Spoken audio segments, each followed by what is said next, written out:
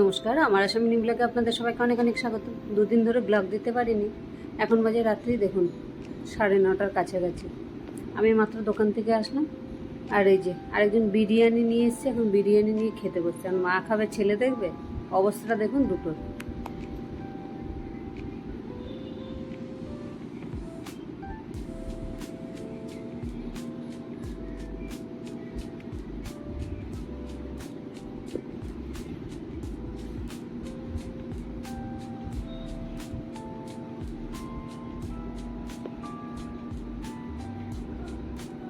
এই হলো রাত্র কারবার। সারাটা রাত্র এই যে রাত্রি 10:30 11টা অবধি এদের এই চলতে থাকবে। সকালবেলা উঠে দেখি পাশের এই যেখানে বিল্ডিংয়ে কনস্ট্রাকশন চলছে, এখানে ছাদ ঢালাই হচ্ছে।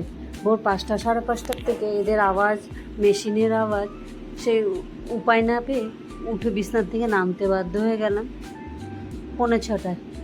নেমে সমস্ত তালা টালা খুলে রান্নাঘরটা, বাসি রান্নাঘর, গ্যাস ট্যাস মুছে পয় পরিষ্কার করে সব রেডি করে রেখেছি। কাজকর্ম মোটামুটি সবই শেষ। 8টা বাজতে 10 মিনিট বাকি। এখন যাবো আমি সানে যাওয়ার আগে ঘরগুলো দেখে নিচ্ছি, কোথায় গাছে জল দিতে হবে, কী করতে। আজকে রুমা ফোন করেনি, এই জন্য বারবার এসে ফোনের সামনে দেখছি ওর কোনো মিস কল আছে নাকি। কালকে রাত্রেও করেনি, আজকেও করেনি।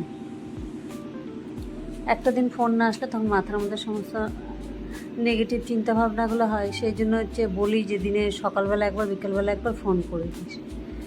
এই এখন রাত্রেবেলা দেখুন, সকালবেলাটা উঠে ঘরের কাজকর্ম সব শেষ, আমার স্নান পূজা শেষ, যোগা করতে বসেছি। আর বসে এই যে এদের মা ছেলের বিছনার মধ্যে থেকে খেলা, বাসি বিছনার থেকে খেলা শুরু।